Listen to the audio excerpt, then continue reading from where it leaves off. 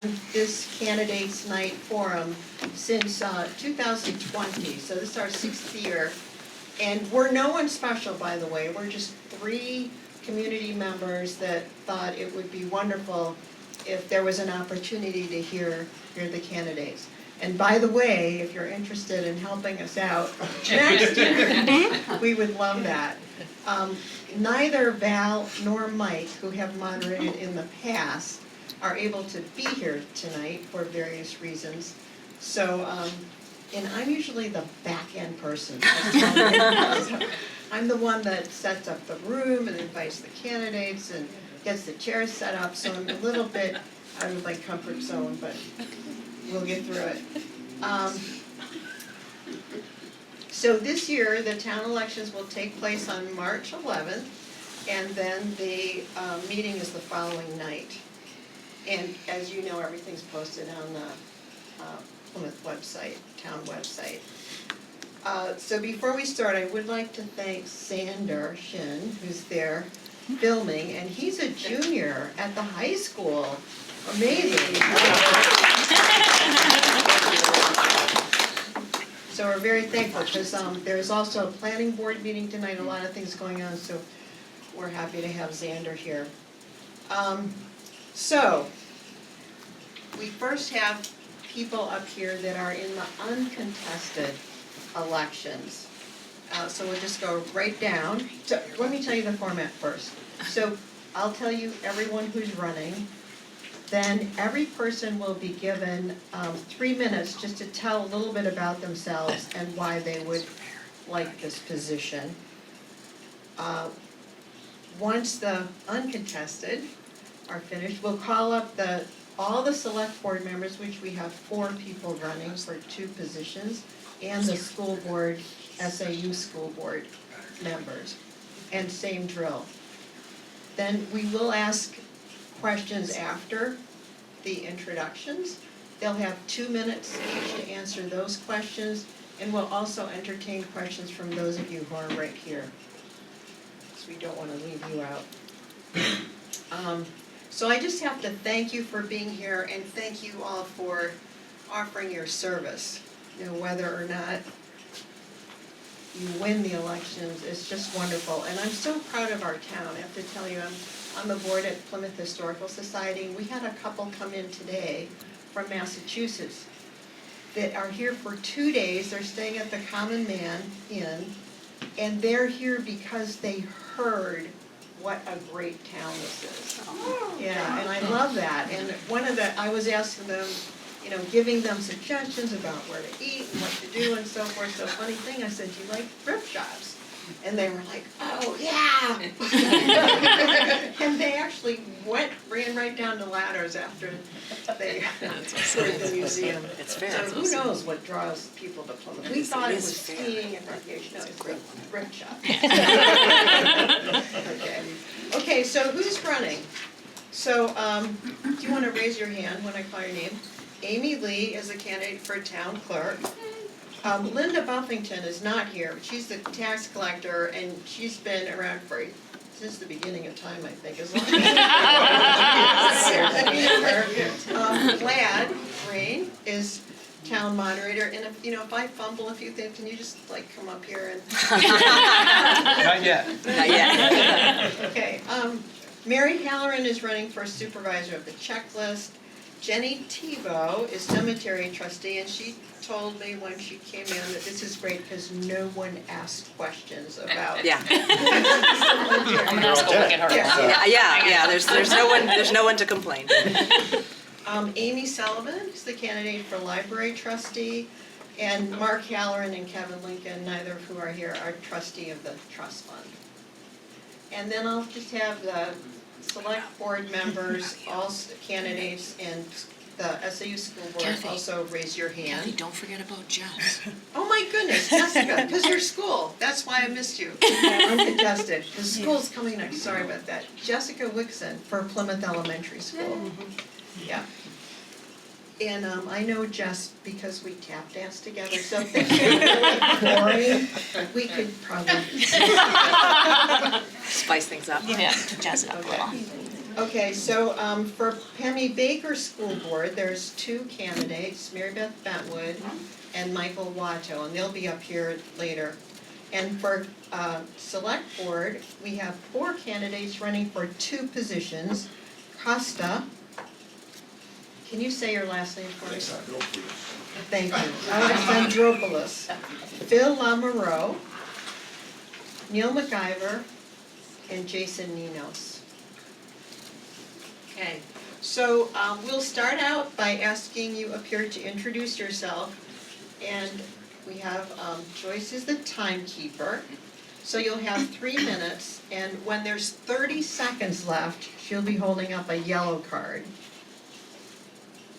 And if you're totally at the end, she'll be holding up a red card. Okay. So we'll just go down the row, and so if you would like to tell us a little about yourself and why you're running for the position. Sure. I'm Jenny Tebow. I'm from this area my whole life. Went to Plymouth High, graduated from PSU. I work at Northway. I'm a bank, assistant bank manager. I think this is my 3rd term as cemetery trustee, maybe only 2nd. I'm actually the chair.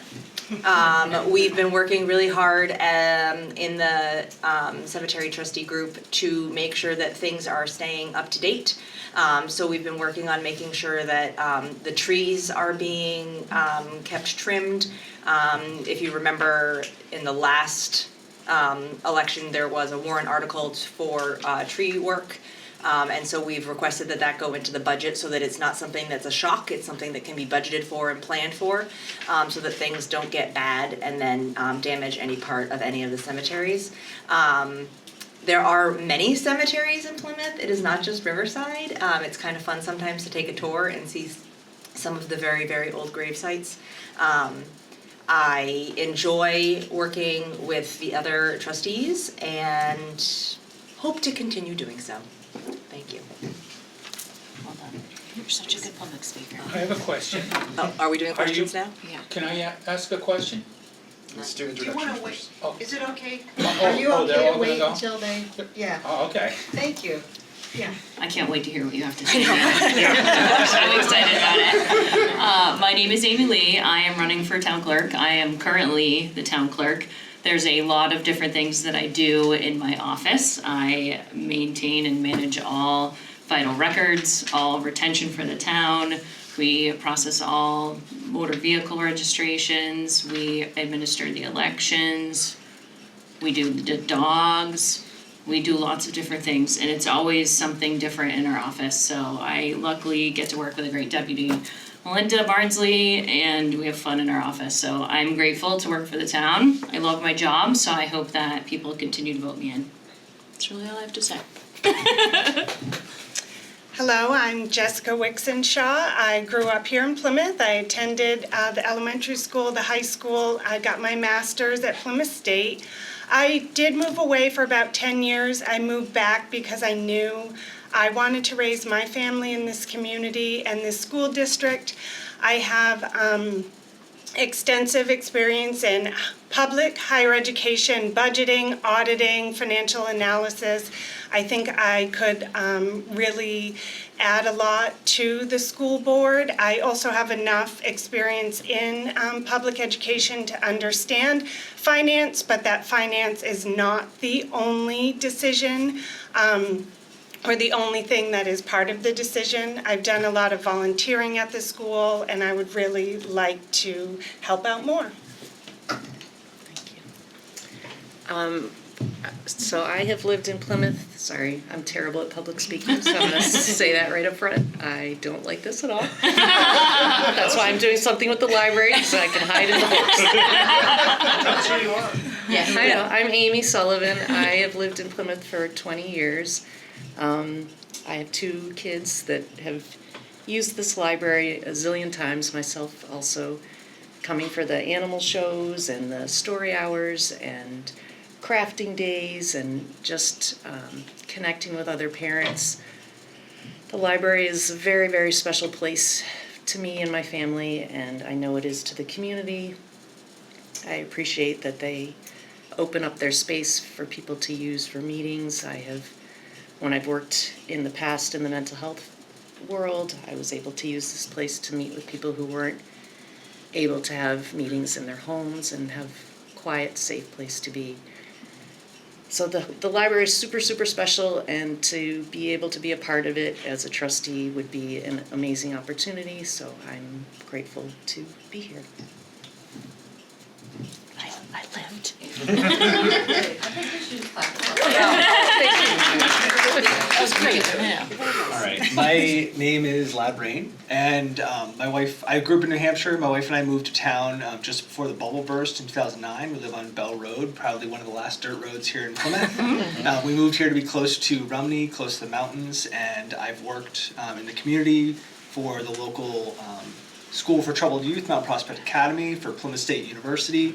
I've worked in substance use recovery and now work for Spear Memorial Hospital.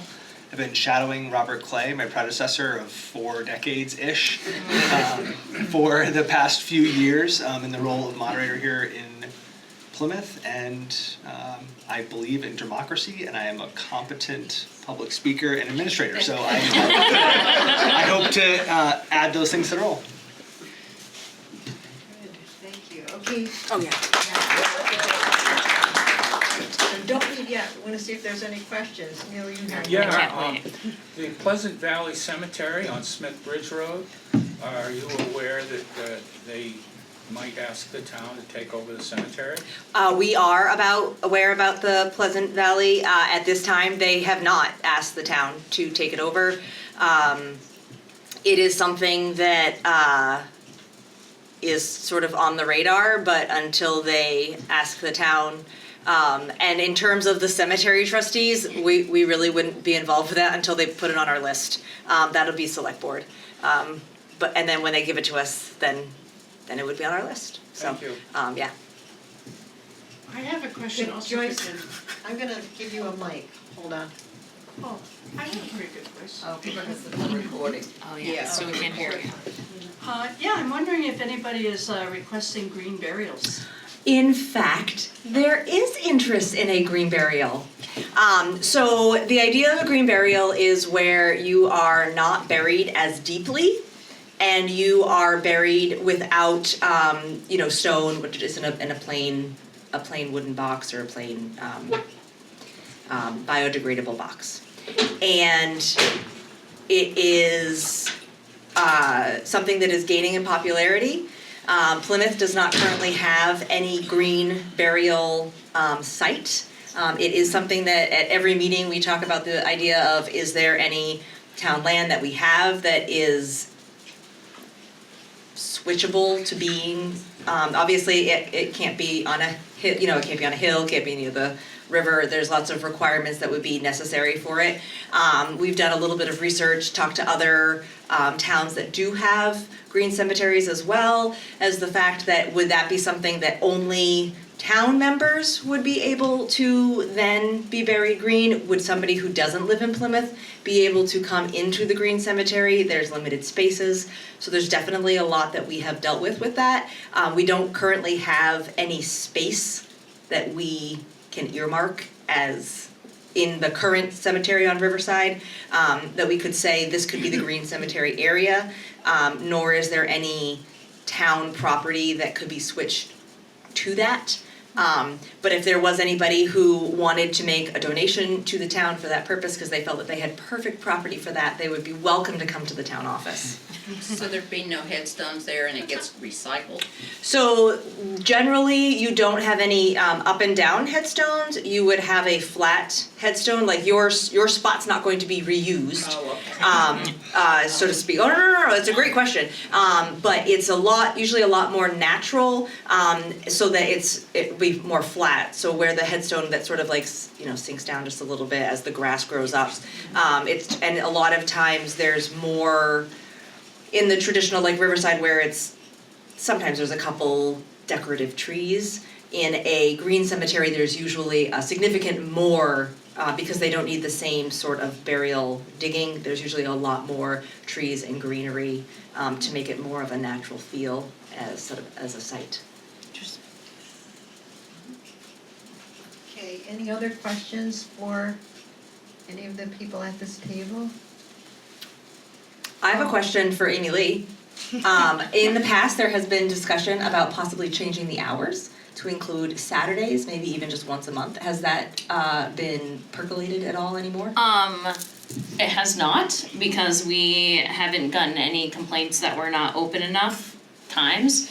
Our office, compared to other clerks in the area, is open a lot more hours. It's really the decision of the town clerk to set the hours, but I feel that the hours that we're open are sufficient for our residents, and I haven't heard any complaints prior to that, because you can do a lot of things online as well. There's always a way to get things done, so. Great question, thanks for asking. Okay, any other questions for this group? All right, we're gonna do musical chairs, and we're gonna do that. And if the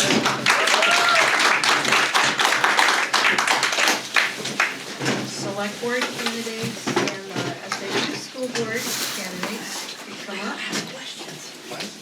I know, I think cemetery would be a hot button issue, but here we are. I don't know.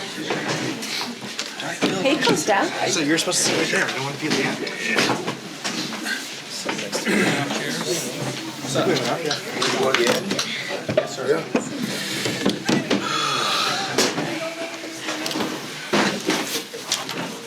We will do the same thing, so we'll start with Bill over there and just go down the line. If you could say your name again for everyone and give us a little about yourself and why you would like this position. I'd be happy to. Is the mic working okay? I don't know. Doesn't sound like it's on. How about now? No? You want this one? There is, the switch looks broken on this one. Yeah, try that one. Yeah. Try the switch. All right. Can I yell? I'll enunciate. My name's Phil Lamoureux. I'm not a native of New Hampshire, but I've been here for almost 25 years. I grew up in a rural town in upstate New York, which is not that different than here. So I feel like there's a lot of background there. Before we lived in Plymouth, I've lived in Plymouth for about the last 10 years. I lived in Bradford, New Hampshire prior to that, where I was a planning board member in Bradford. I served on the planning board for 10 years, where I was chair for 6. I've been on the planning board in Plymouth for the past 5 years, including 1 year where I served on the CIP. I also served on the Plymouth Elementary School Board for 2 terms. So I think it's been 3 or 4 years since I did that. I do have, I've been on other nonprofit boards, boards of directors for professional associations and some recreational groups too. I'm currently a member of Plymouth Rotary. My wife and I live on on Hilltop, on the west end of Pleasant Street. Our daughter is high school age, and we very much appreciate and enjoy our community. We like that we're in the downtown area, a walkable distance to school and to Main Street. We take advantage of that on occasion. And when it's been a really important part of our lives to be able to have that kind of connectivity to the downtown area. So the things that I would see as a select board member, the things that are important to me, I think the main thing that you will find almost universal concern for in this town is everyone is aware of our tax rate. I'm going to approach this problem from 2 angles. I want to make sure that our costs are both reasonable and efficient, but I also would like to continue my focus of my energy on the planning board has been focused on broadening on economic development with a goal towards broadening the tax base. I think that is still an important part of a viable strategy for controlling, for reducing the impact of continually growing costs in our town. I think we will continue to see increased wages, increased costs for operation. I think it's important that we continue to build our tax base. Thank you. My name is Jason Minos. I'm the newer kid on the block, I guess. I moved to Plymouth in 2019, all the way from Phoenix, Arizona, originally taking a job here at Plymouth State University. We moved here because, like the people from Massachusetts said, like Plymouth is just a great place. And having 3 kids, putting them in the elementary school and seeing the school that they were going to be going to was, amazing for what we had. And I've enjoyed my time living here in Plymouth, being part of the community. I'm currently on the planning board as an alternate. I'm on the Energy Commission with that, and now I'm currently the teaching lecturer union president at Plymouth State University. And so I do what I can to get involved, and as a former social studies teacher, civic engagement and civic duty is important to me, which is why I'm running for select board. I was also told that you were supposed to run for something all the time when I first moved here, but I think someone was lying to me on that. So, much like Phil, I think what's important on the select board is making sure that we're, cognizant of cost and things like that, but also, like Phil said, diversifying our economic, opportunities here. I was a proponent of the Tenny Mountain Overlay District on the planning board and trying to get, development there. And that's one thing I would like to continue doing and funding other ways for economic development as a member of the select board. Thank you. I have some notes here. Good, man. Okay, I'm Neil McIver. I'm currently serving on the board. I have some points that I want to bring up. Plymouth is a town that has been through extensive changes in the administration in the last few years. We know that the university, our largest employer, is under enormous pressures at this time. We have many institutions that are not paying taxes on their property. Recently, many large commercial properties have had their appraisals downgraded, resulting in less tax revenue for the town. However, the residential property values have skyrocketed, causing the taxes to rise sharply. And this is very painful. Our tax rate, however, has been, it was near the top in the state, and it's now in the mid-range, and it's been stabilized. The select board is really where the buck stops in this town.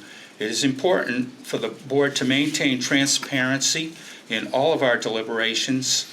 Serving on the board requires a team effort, extensive reading and study, extensive interaction with other board members and with members of the administration. And after reviewing 17 applications, we decided to hire Scott Whedon for our town manager, and he's really doing a great job.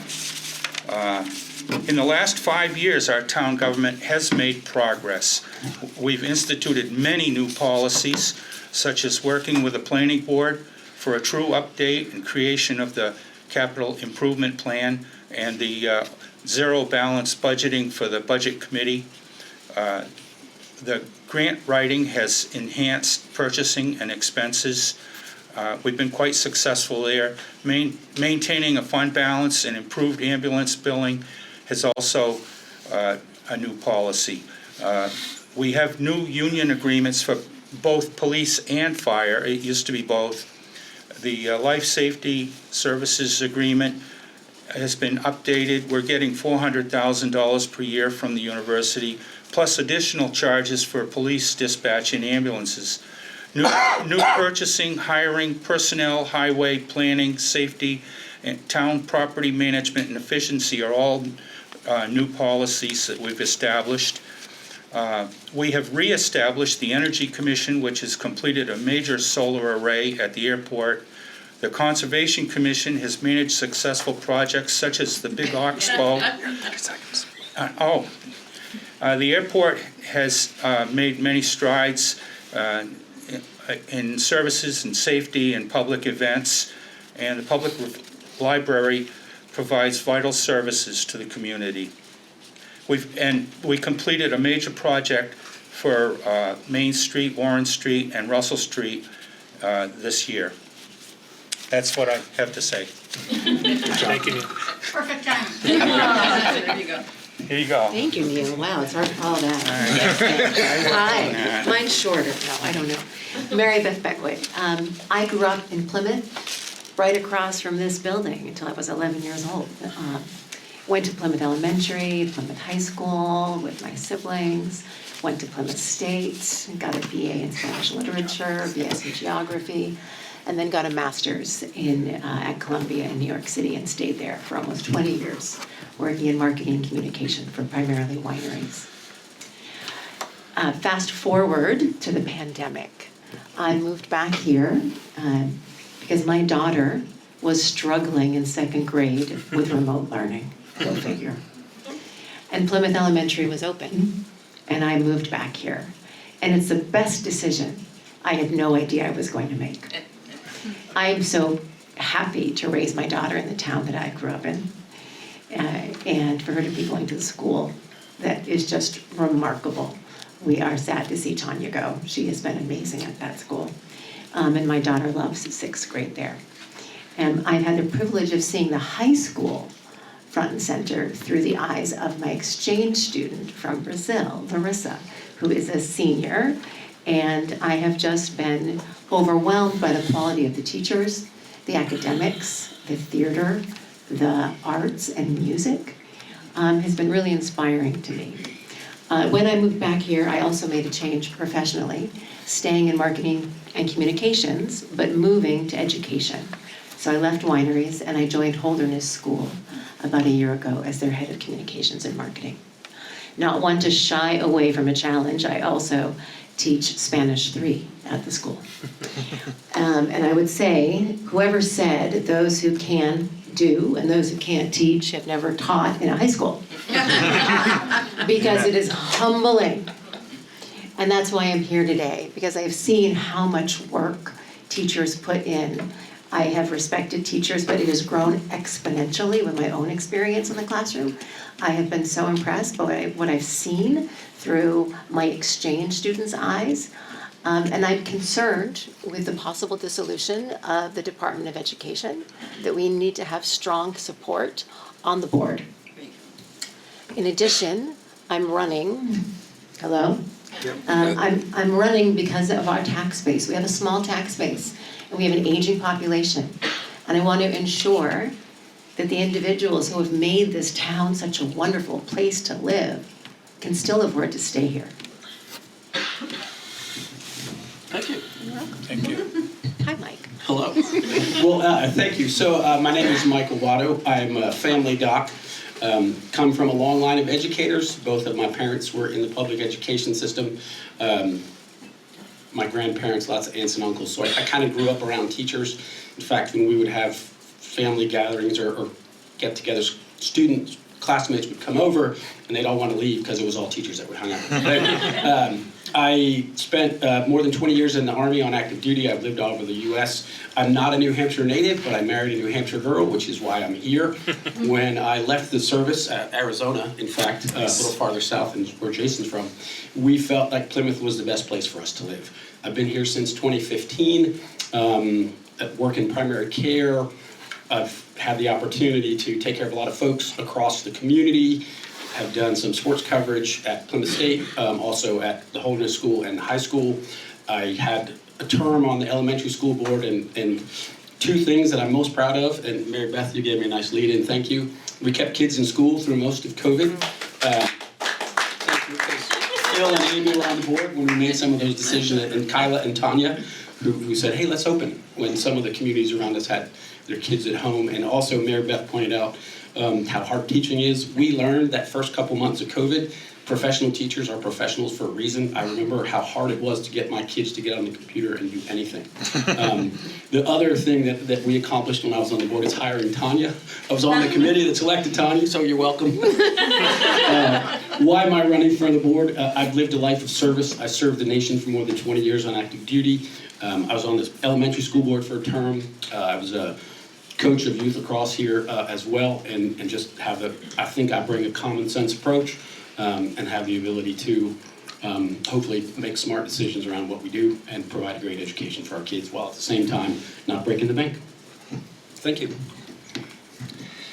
My name is Costa Alexandropoulos, and it's Costa like Costa Rica, so I know you kind of, if you remember the C, then it's easier for you to pronounce it. Anyway, I've been in Plymouth about 4.5 years. I own the old Anderson's Bakery. I run a restaurant there. It's called Yama's Greek Eatery. And I came to Plymouth because my wife's from Plymouth. She also grew up right across the street. It's her sister.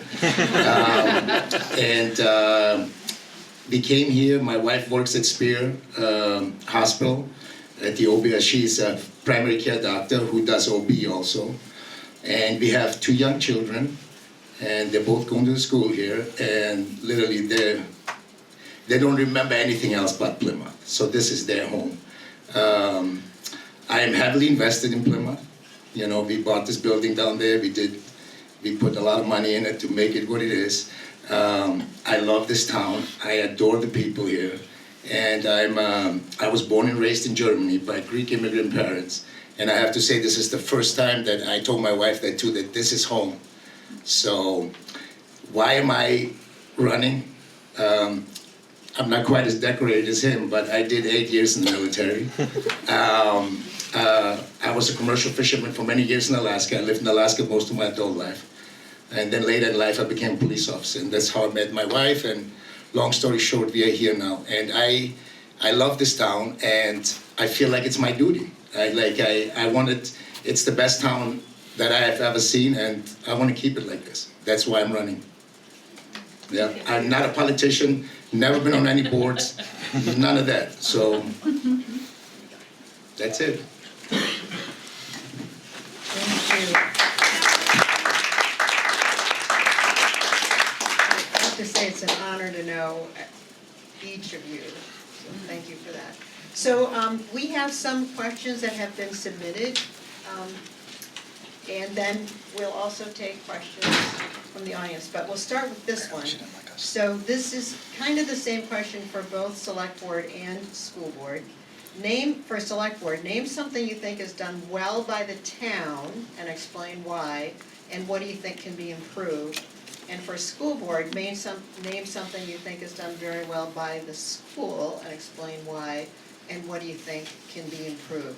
So you have only 2 minutes, and Joyce will keep track for you. Well, there's a lot of things that this town done well.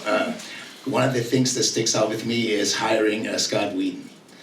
So we've been through 2 horrible summers down on Main Street, and I know people don't understand, but we really make our money in the summer. It's not, the college helps. Of course, it's a big thing for us, and Scott was there for 2 years. He's been a rock. He's an amazing human being. I got to meet him, and I adore him. And he's also one reason why I decided to run too. As far as improving, I think we can make downtown so much nicer. There's just so many things like a farmer's market. There's a lot of things that we can do as far as improvement. I can come up with a lot of things, but that's what came up right away when you said that. Well, so I guess I'll go next. Talking about the school, there's a lot to love, right? We've got great faculty, great staff. I have a 6th grader and a 10th grader. We have not had anything but positive experiences with all the teachers, with athletics, with extracurricular activities such as band, right? We're so lucky to be in this town with regard to that. I don't know that I would say we don't do it well. I think the one challenge or a big challenge that we're going to have to look at as our population here in the state and certainly around the Plymouth area gets older and our schools get smaller, it's making some hard decisions around how we best manage the funds that we have to continue to provide the great education that we do. And so I don't know that we've done that quite as well as we could. Really, they've done a fantastic job across the board, in my opinion. Agreed. That's it, thank you. Did anybody see Hadestown last weekend? Yes, 4 times. Oh my gosh. My kid was in it, that's why. Okay. That school is doing amazing theater. I love theater. That blew me away. The talent, the dedication, the commitment. Those kids, Will Gunn, Andrea Ringline, I mean, just incredible. So their arts program is phenomenal. The teachers that I have met, that Larissa is studying with, are phenomenal. The guidance program, when she first came here and we were trying to figure out which classes she should be in from Brazil, it was every day I would touch base with Brian at the school and I would get updates. So the care that they have for every student being known and cared for is really visceral. And I would say, I don't know what the school can do better. I'm new to the high school. What I think the state can do better is increase our funding for public schools. So that's where I would like to see some change. Okay, I covered quite a few things that we've done in town hall. But I'd like to say, I'm a lifelong resident of the town, and I really love this town. I've been all over the country. I've been in almost every state. I've seen every town and city, and I've never seen a place like Plymouth. There's so much spirit in this town. We have excellent schools. Kids can go as far as they want to go from Plymouth. And we don't turn our back on people. We're open and embracing. We won't let anybody fall. We take care of people when they're on their way down. And we have transparency in our government. I like to think it's ethics. I'm going to agree with everyone here. The town does a lot of great things between the school and the community and coming together in civic engagement. I will say my fun answer that I think the town could do better is we need a dog park. I really wish we had a dog park. But an answer that I really would like to give and think about on planning board and select board is, looking at our master plan going forward and making sure we're trying to encourage development in the right areas where we want to see development in, and that can help encourage our expansion of our tax base, and then also, looking for ways to help improve the housing here. And so making sure we're looking at our master plan going forward, can help ease some of those issues that we're having. Thank you. I really struggled when I first heard this question, and I was thinking, why am I having a hard time identifying what Plymouth does well? And what I realize is that a lot of the things that the town does, we just expect to be there. And the things that we do well, we don't think about because they're done well all the time. We have a very good police department. We have a very good fire and rescue squad. Our Parks and Rec department does a great job of clearing snow at the schools and other public spaces. I was kind of aware this winter when our recycling center was short on staff and we couldn't recycle things, but when they're fully staffed, they do a great job. Plymouth does a lot of things really well. It relies on having good staff, and I think that the current select board and town manager have done a great job of hiring good people and empowering them, and I think that's something they should continue. The one thing I think we could focus on, and even though we're in the middle of winter and we're in snow removal season, I think the thing that this town really could focus on is improving our road surfaces. And I think that part of that is because of our aggressive use of salt in the winter, the roads take it extra hard in the winter. I think, we don't think about it until summer and we see all these frost heaves, but, I think that there's room for improvement there. I know we have a new road agent, and I'm optimistic that we're gonna come up with some new opportunities there too, so, thank you. It starts here, I'll send it back.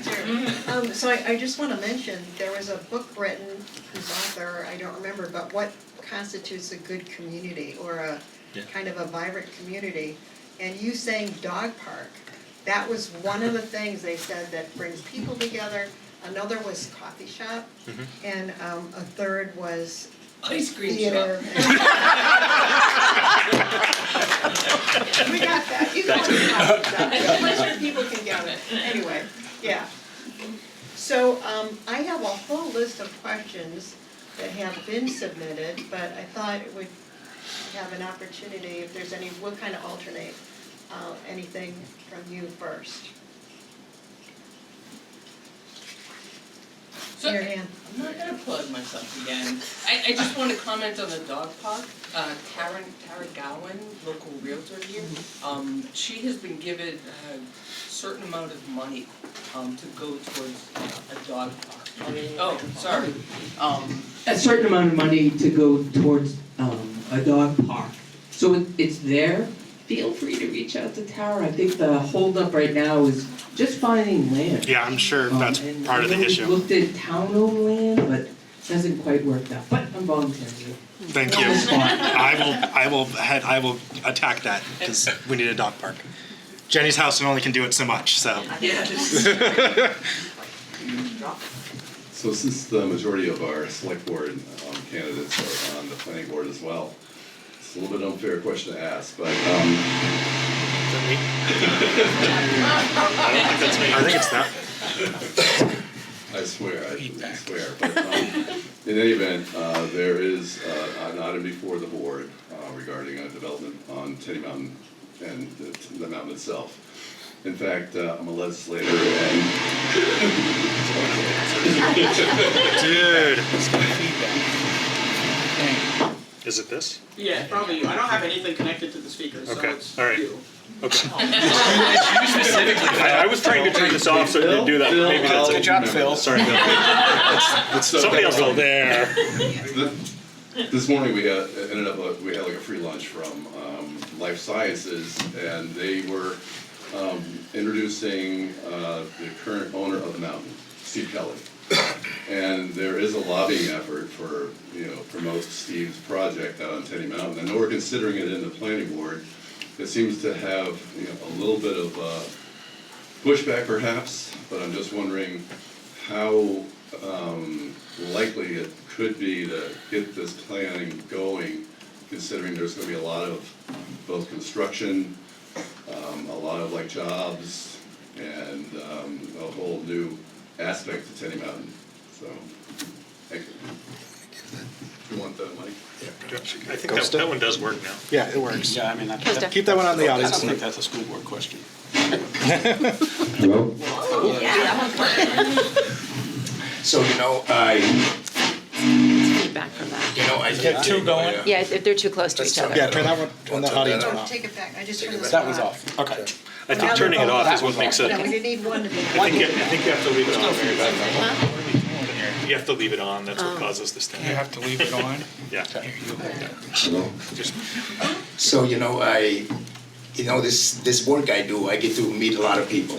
And, I noticed that every spring, I get those customers back. They say, hey, Costa, good to see you again, We back to open up our lake house. Or we back to open up, our summer home. And they live on Winnipesaukee, all over the place. We don't have this here. And they take a lot of pressure. They pay a lot of property tax, I assume, if you live, on the lake, those nice houses. They don't have kids. They're gonna go in the school system. They come here in the summer, they have a good time, and they leave. They lock their homes up. Or, like other people, like I met patients from my wife, they're in Waterville Valley, same thing. They come in the winter, they ski, they pay property taxes, right? And we don't have that here. That's why when I hear Teddy Mountain, and it sounds like something we definitely should explore and really look into it. It could be something amazing for us, because we don't have lakes, people who have summer homes. And we should, because it's the most beautiful town in the world, but we don't. So, yeah, you're right, we definitely need to look into Teddy Mountain, for sure. So I don't think that question is for me as a school board candidate, but I was going to say bike path is a fourth option. Also, we ski at Teddy Mountain. We're excited for it to continue to develop, and I think we need to just build a lake. Is that it? Maybe. Well, I would add, so it is school board. Anything that increases tax base and brings us more taxpayers, I'm all for. That gives us more budget for the school. So, I haven't seen the plans and I don't know where they're at, but I have heard the rumblings of that. And I think expansion at some point economically needs to happen in Plymouth, and that's the area for it to happen.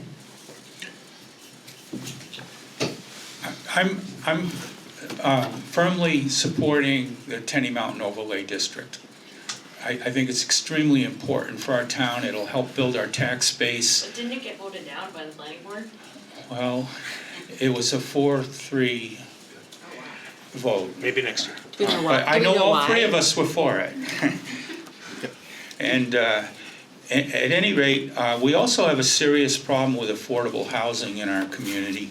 And I know of people who would like to work here, but they can't find a place to live. And if employers can't find the people they need to work in their business, we just can't grow. And we need to develop our commercial base in this community.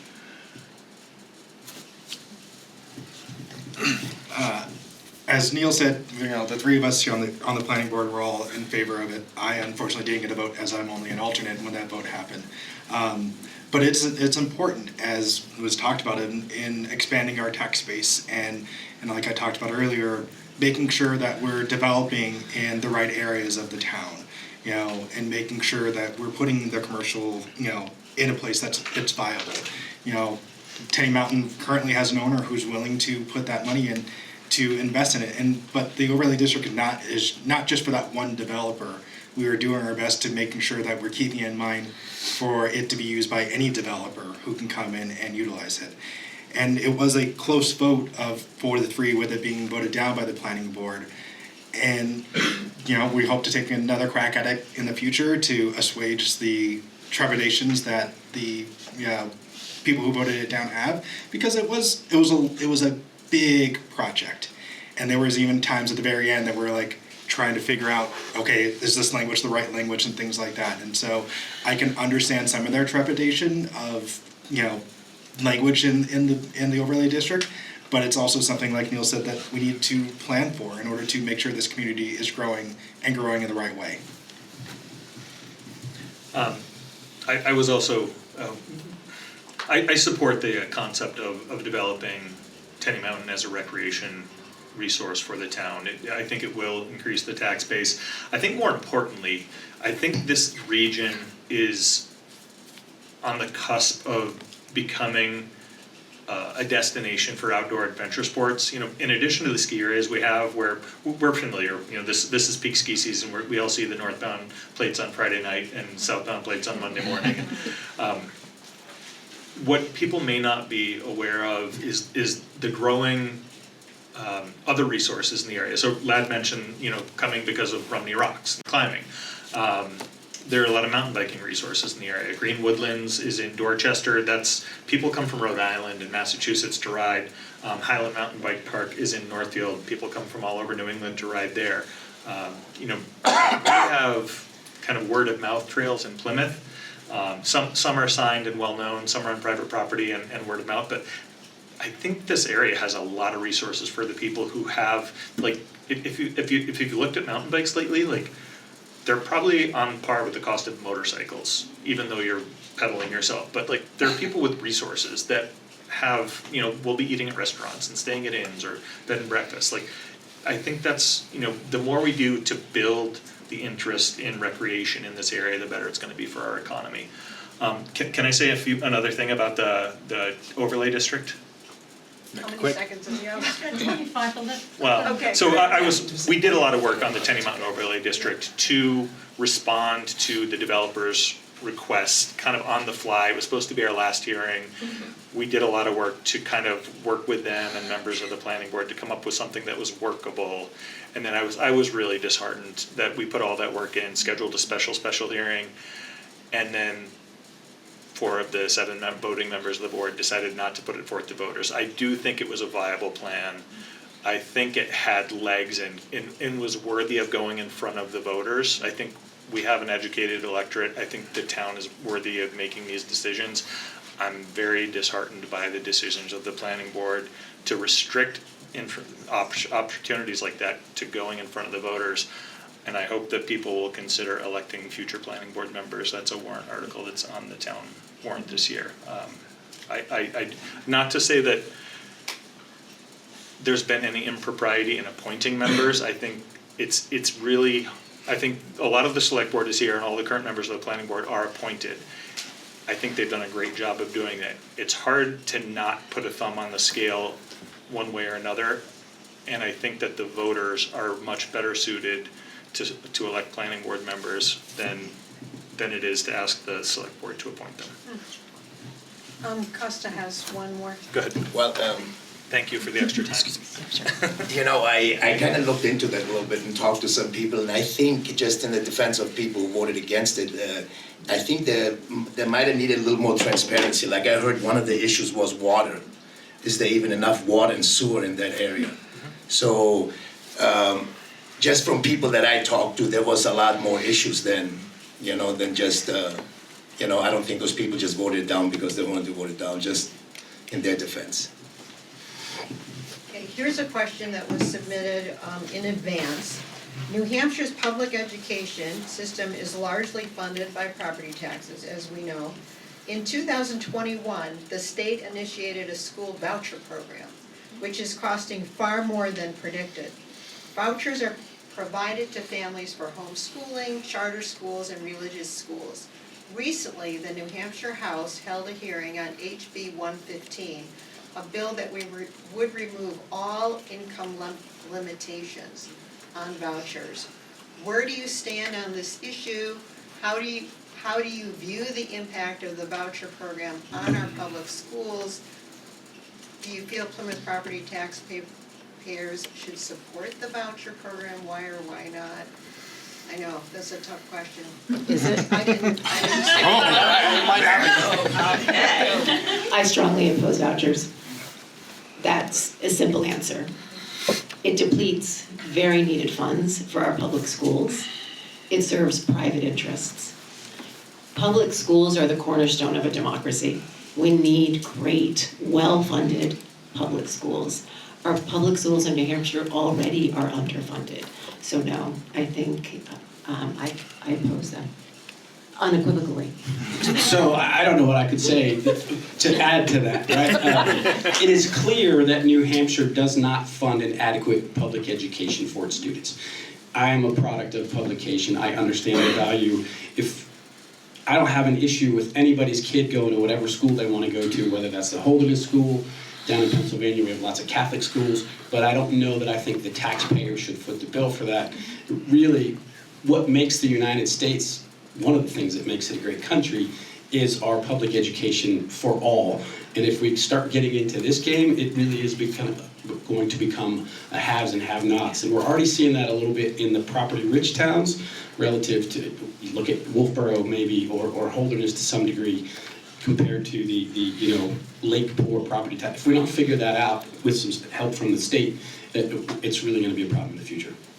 I'm gonna tack on one more thought, because I think we should, we have a very similar view on this. Clearly. Public schools are this amazing platform for socioeconomic exposure that we are losing. And social media is expediting that kind of isolation where you only get one side of a story. And we don't have a lot of diversity in this area, but we have a ton of socioeconomic diversity. Ethnic diversity is what I was saying. And I think it's so important that we have a public school where children learn empathy and otherness and can support each other regardless of where that other person is coming from. And with diminished resources, we won't have that. Kathy, I have a question that has to do with that. Can I ask it? Sure. Can you, hold on one second. I just want to see if any select board members want to respond to that, and then Sarah will be next. I would, yeah. So I am, I am against it, but I can think of some cases like in my life experience that I think some kids would have definitely benefited from it. But I think it's something that has to be very, very controlled. So, and I'm not an expert. I tell you, I love that my kids go to this school, but also I have to be empathetic. I have kids. There's other people that might not love all this stuff, who don't have kids, right? They might feel totally different, but yeah, I'm against it, but I can think of instances that I think it would have helped some kids, so.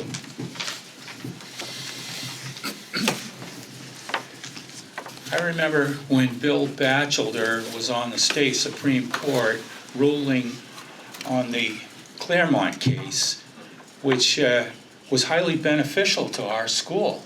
It really helped our town. And now we have, I guess it's a majority in the legislature that's working against that. And this is really not a good idea. I think that they have other motives in mind. And I'm not in favor of what they're doing. Oh, I'd like to also add that my children, I went through the Plymouth laboratory school system in Plymouth High School, and I was captain of the ski team. And my children all went through the Plymouth schools, and also my grandchildren are going through Plymouth schools. I'll give a similar answer I gave to this when I ran for school board previously. You know, as a former teacher, I want to see as much money into the school district as schools as possible. I'm against the expansion of the vouchers as they're trying to implement it. But as Costa said, there's some times where vouchers can be beneficial for students. I know personally of a family who does homeschool their child and uses the vouchers for the resources that their child needs, and they're doing a wonderful job of homeschooling their child because that is the least restrictive environment for them, to put it in educational terms. And so I think there's a place for vouchers in some cases. I'm against the unchecked expansion of it and want to see it more locked down to make sure it's going to educational needs and not for other purposes.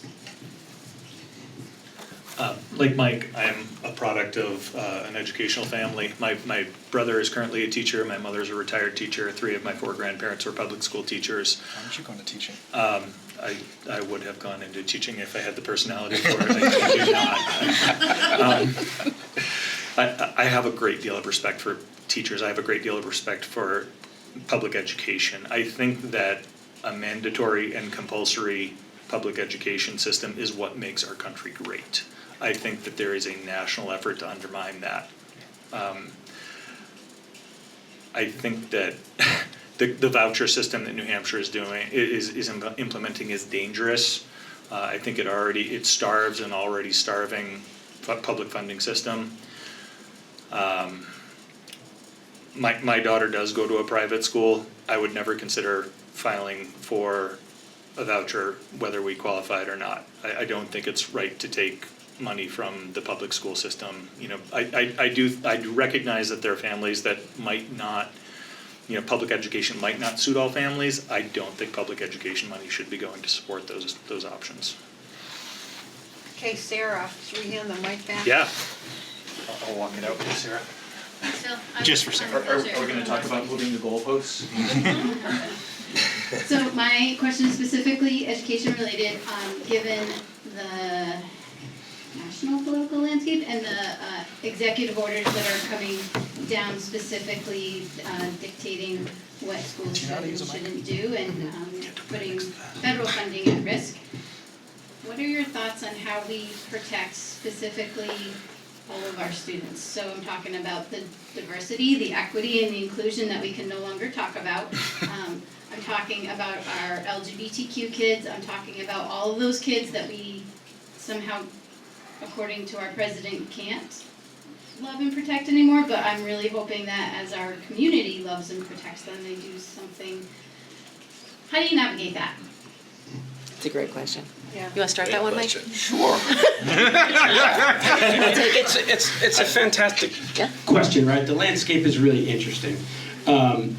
I think we as a community ultimately just need to wrap our arms around everybody. And you learn as an Army officer, and you probably learned this too as an enlisted guy, but when you get an order from a superior, if it's illegal or immoral or unethical, our obligation is to say, hey, I'm sorry, I'm not going to do that.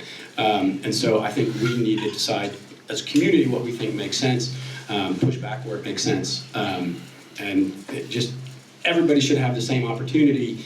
He'll tell you, as most soldiers will tell you, if you've ever been in the military, certainly if you've ever been in a deployed environment, nothing matters about skin color or ethnicity or anything. What matters is that the person next to you, you know, is gonna do what they're supposed to on either side, and you're gonna do the same for them at the end of the day. That's what we all learn is, look, it doesn't matter what your ethnicity is, sexual orientation, I just know that I can count on you to do what you're gonna do. That's what matters at the end of the day for me. Let's go school board first. Let's go school board. All right, school board. Let the kids play. So the world is diverse and interconnected. And our job, I think, in education is to prepare these students to thrive in a very dynamic, diverse, interconnected global world. And if we think that shutting down exposure and understanding and empathy at an early age is the right thing to do, I'm not sure what kind of humans we're going to be having. We are a community here, and I think we have to show up and we have to support and we have to stand out and decide what we're going to stand up for. And that's making sure that all the kids get seen, heard, and loved, get time on the field to play, can do their sports. If Billie Jean King can come out and say there's no discrimination allowed in sports at all, what are we doing? So to me, any effort that is trying to diminish DEI is diminishing the human experience. So I will fight for that 100%. I don't want to live in a world where we don't celebrate our differences and appreciate them. Because how else are we going to have dialogues and try to understand each other? Costa? No, go ahead, that was great. My feeling is that this is a cosmopolitan community, and we accept all people and treat all people as equals, and we're, we are a loving community. You know, when I was looking to move here in 2019, one of the things that I was slightly fearful of is moving here as a black person, you know, coming to a... I know, right? Shocking. In a state that was 88% white. And my, thought was, well, if they're not diverse, I'll bring diversity to them. And, it's something, as we've all said, we need to embrace here and making sure that everyone, has a place to be welcome in this community, in the school system and in the community in general. And so it's, I think those orders are wrong, and I think those we need to do, as everyone has talked about on this table so far, and I don't think we're going to get any changes, of making Plymouth a welcoming place for all those who choose to be here. I'm a big, I got you. Something, yeah, turning it off doesn't work. I'm a Big Ten person. I think all people. Give me that. Thank you. Get somebody else. Yeah, just if we move it far away.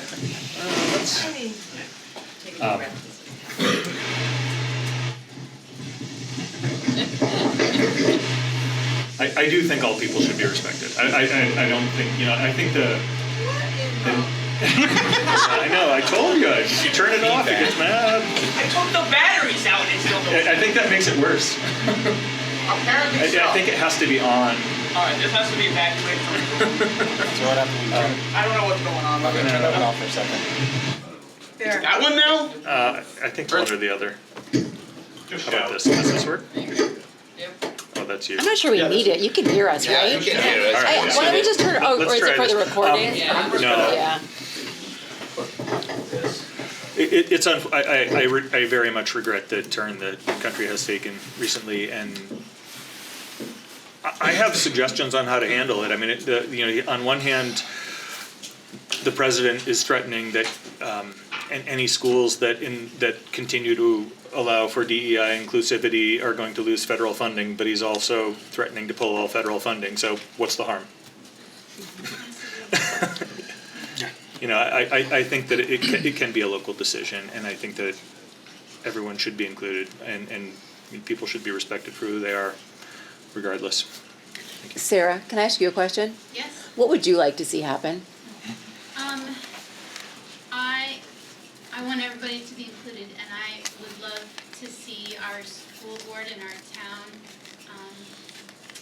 maybe not follow all of the recommendations that are coming from the federal government, from the state government, and even from the NHIAA, who this week decided that it would be okay if we just stopped because we're at risk of losing federal funding. So I was pretty disappointed in that decision, and I'm watching every other state in New England protect their children and their families, and I'm watching New Hampshire do the opposite, and it's really disturbing, and I'm hoping that our community is more like the rest of New England and not like the rest of New Hampshire.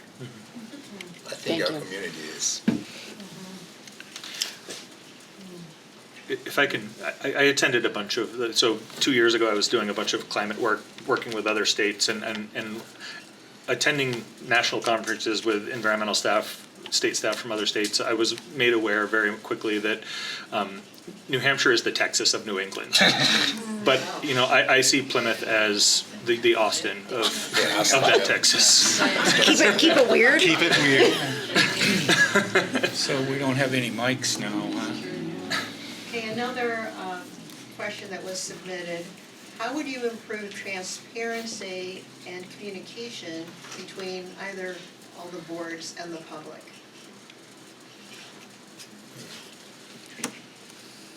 Can we start in the middle? Yeah. Costa and I have to take the first one. It's I would not say easy. that we already have a high priority on transparency. And we strive to get all our meetings televised on YouTube and Zoom, and have people come in on Zoom. And we have a website that puts a lot of information out there for people. And we... I'll pick up on it. Yeah, you want to go? Yeah, I'll pick up off of that. You know, I think the information's out there for those who want the information. If you want to get involved, there's communication, there's transparency. You know, we're broadcasting this. You know, I know all the meetings are on YouTube and things like that, and so, you know, the information's out there in a lot of different ways. You know, could it be improved in some fashions of trying to find ways to, you know, circulate it more in newspapers or social media a little bit? Absolutely, but for those who are truly trying to seek it out, it's there. Also, we have, you know, our town manager is so amazing. He has this open door policy. So if you want to know anything, just go and talk to him. You know, anytime I went there, he always opened the door to me. And, you know, just to say it real quick, because I have to kind of get out, you know, I'm looking at, like, I know the biggest issue here is property taxes, right, and everybody. But just this last few weeks that I've been kind of looking into it, when I decide, you know what, I'm going to try to get involved. I don't think we really have a spending problem. We have an income problem. And I think people know that. Yeah. You know, Scott is so tight, you know, with stuff, and he's so good at it, and the board's been amazing, and everybody.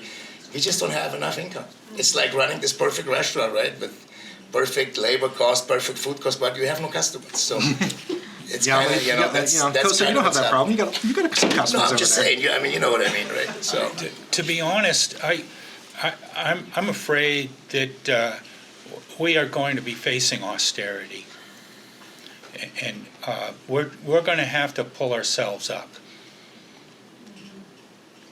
So I'm going to ask one more question, which is kind of a follow-up, because we're pretty much running out of time, and then we'll see if any of you have another burning question.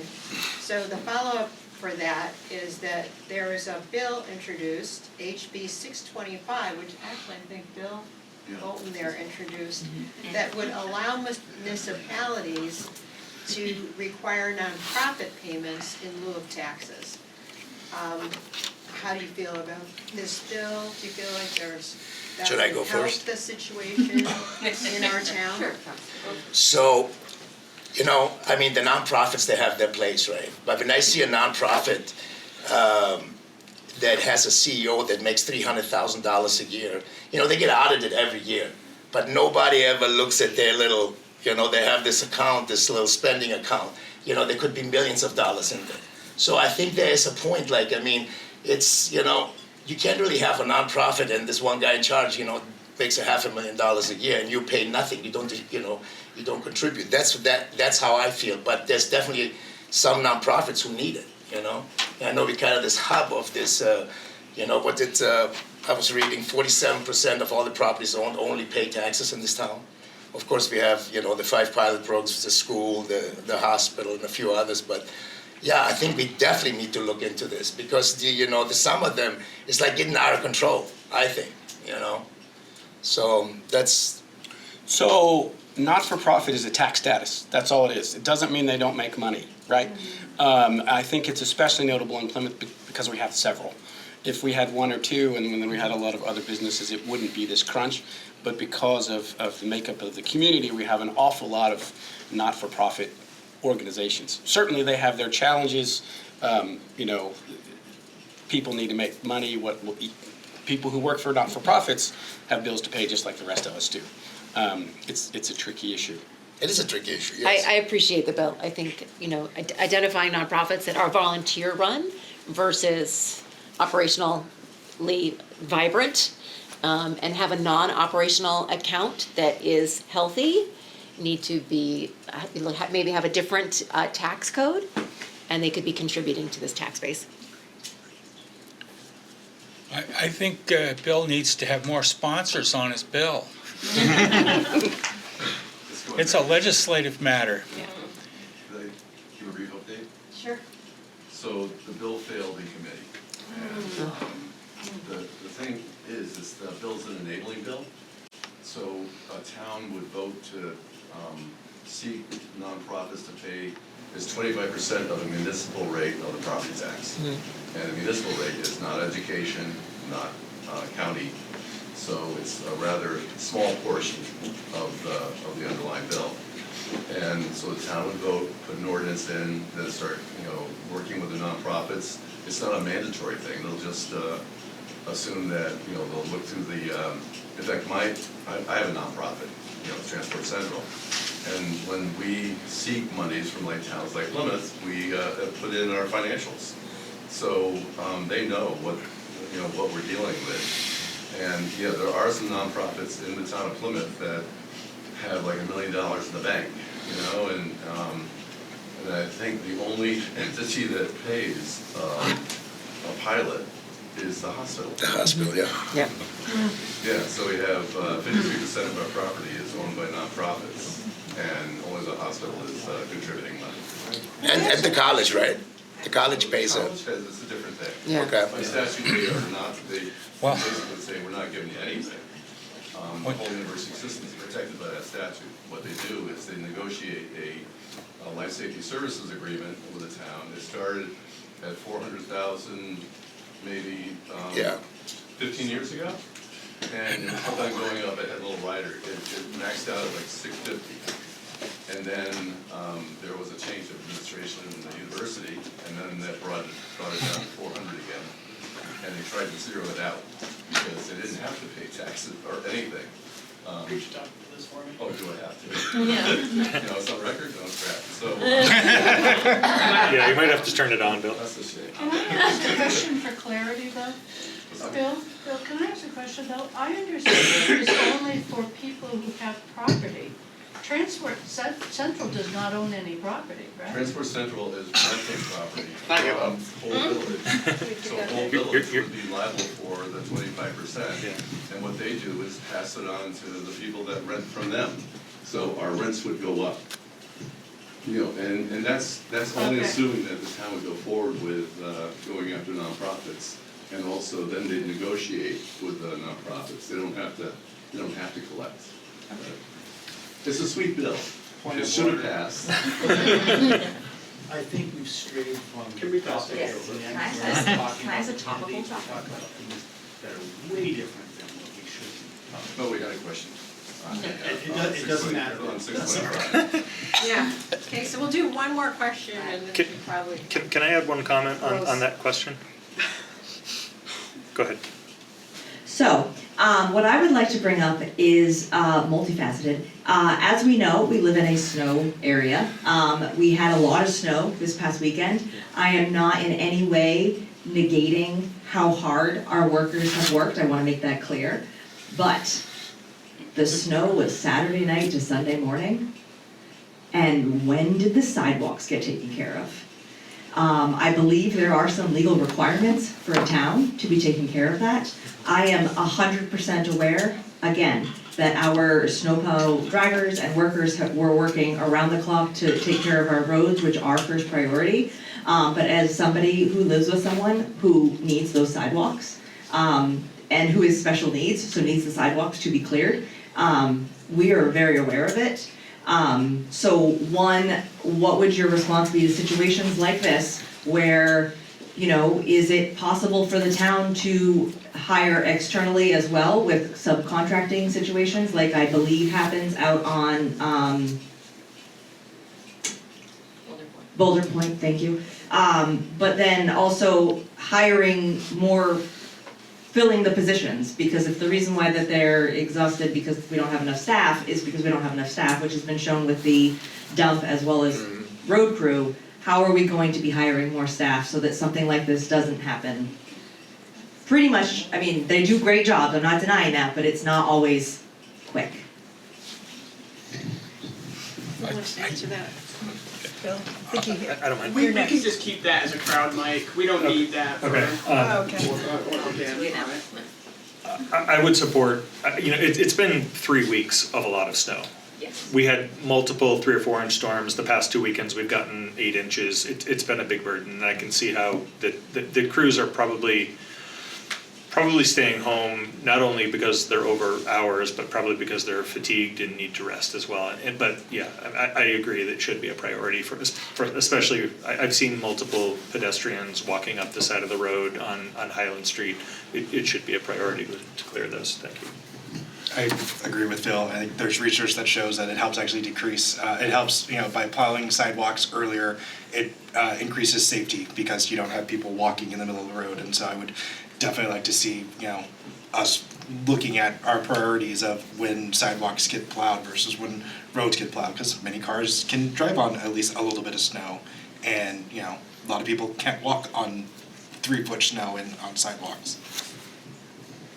This past weekend, this storm was particularly difficult. We had heavy snow, we had freezing rain and sleet and high winds. And I personally plowed the airport because the highway crew was just overwhelmed. They can only work so many hours. And I'll tell you something about the airport. The wind drifted, that snow was 4 feet deep out there. And the piles were like 6-7 feet high. So I know that we have many more questions. You know, the sidewalks, you're right, are very important, especially downtown and going up Highland. I mean, those are the most important ones. I mean, if you look, the kids are walking to school and stuff. Especially Highland definitely should be a priority. You know, because that's where I saw everybody walk. I didn't see nobody else really walking on the street besides up and down Highland. So yeah, you're right, there should be, yeah. They should park one of those right in front of my house and I could. So, yes, I think we'll close, and there's other people here tonight, some celebrities that can maybe answer some of those questions. So, Bill Bolton, of course, who's been on the select board for quite a long time. Ted Wisniewski's on right now. Mary Ann Barnsley. Melinda's a deputy town clerk, and then we also have Katie Hedberg sitting in the back, who's county commissioner. Right. Can I ask one question? Ashley. Okay, one more. Okay. I really want to know. I want to come away from here and be able to talk to all my friends. Why should you get my vote? Truly, in like one sentence or two. That's a good question. Thank you. Good way to end. Yeah, good way to end. Yep. Well, because I'm heavily invested in this town and I love this town and this is my home. That's it, and I feel like it's my duty to do this. I'm a common sense leader committed to the community.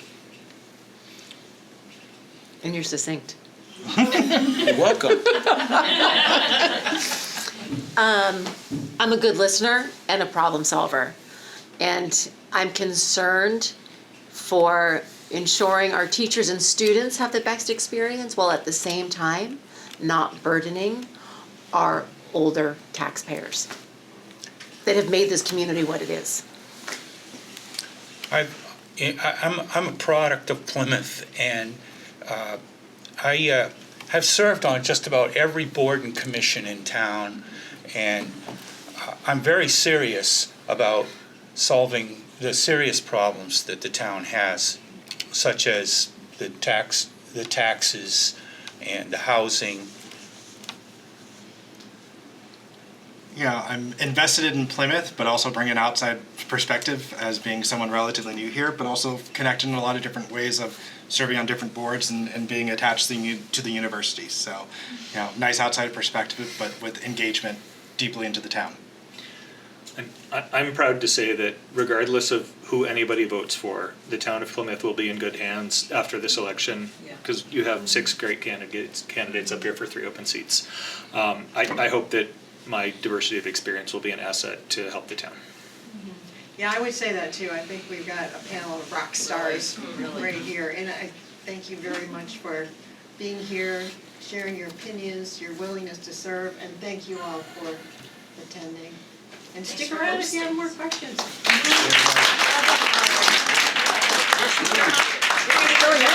Good job. Good job.